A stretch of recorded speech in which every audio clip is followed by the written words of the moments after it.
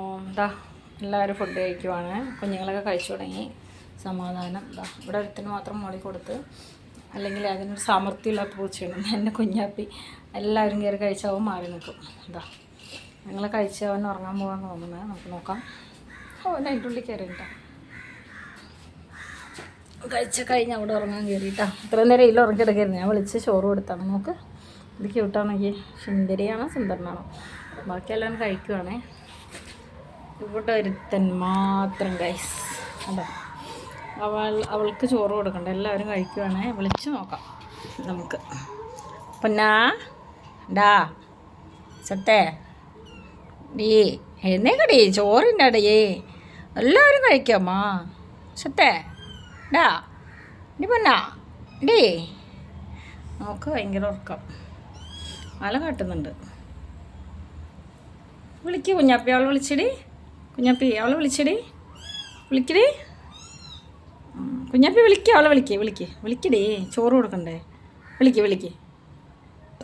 അവള് നോക്കിയിട്ട് പോവേ. വിളിക്കുമ്മാ, വിളിക്ക്. അവൾക്ക് വിളിക്കണ്ട. ഡി പൊന്നോ ഡീ എഴുന്നേക്കടി പൊന്നി.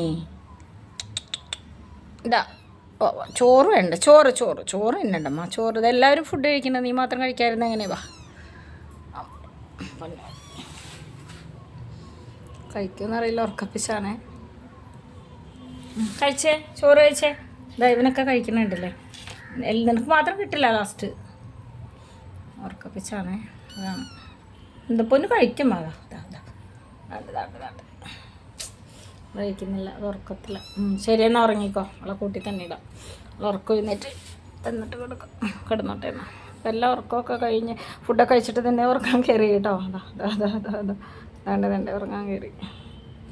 ഒരുത്തം മാത്രം എന്താണ്ട് നല്ല പോളിങ്ങാണ്. കുഞ്ഞാപ്പോനും വിശപ്പൊക്കെ മാറി. ഇനിയൊക്കെ വിശ്രമിക്കും കുറേ നേരം, ഒരു 6 മണി വരെയൊക്കെ.